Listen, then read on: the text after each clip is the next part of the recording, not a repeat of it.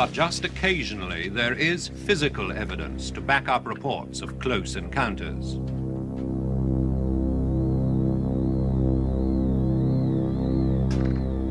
On the morning of November the 9th, 1979, forestry worker Bob Taylor walked down this woodland track outside Livingston New Town near Edinburgh. He rounded a corner and was astonished to be confronted by an unearthly object. It was a huge thing with a big round dome, a very dark grey colour, and it had a big flange going all the way around. I could see arms sticking out of this flange with what I took to be blades on the top. Later, he described what he'd seen to a local newspaper artist who drew this sketch.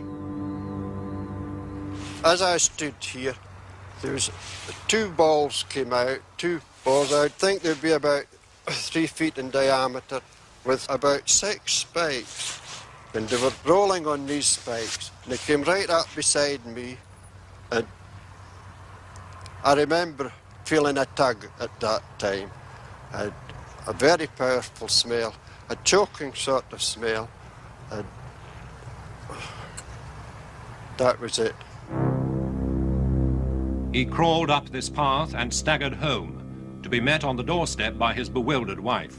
It looked terrible when he came in the door, and he just stood at the door, and I said, "Have you had an accident with your lorry?"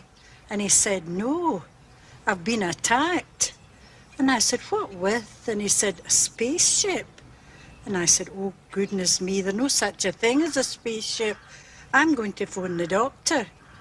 You must have fell and hurt your head." He looked quite shocked, and he was drained. He was right white, and his face was dirty, and he had a red scar here. And his clothes were all dirty, and his trousers. And then he told me his trousers had been torn. Police station, Bargate. The police were called, and they discovered inexplicable track marks at the scene of the incident. On examining the area, I found 2 track marks in approximately 40 holes in the ground.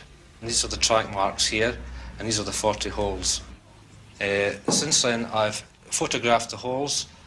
This is a photograph of the hole here. This is the holes that measured approximately 3.5 inches. In this other photograph here, you can actually see the tread marks which correspond to the marks here. These markings and tracks were actually inside this area here that's fenced off, and there was definitely no other tracks leading to or from this area. These are the trousers worn by Mr. Taylor. As you can see, they're of fairly heavy material.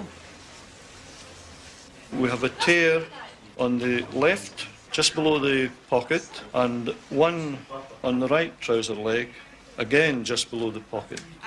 These marks are consistent with the material having been pulled up while the trousers were being worn. Well, I'm pretty certain that day that I saw a spaceship sitting here.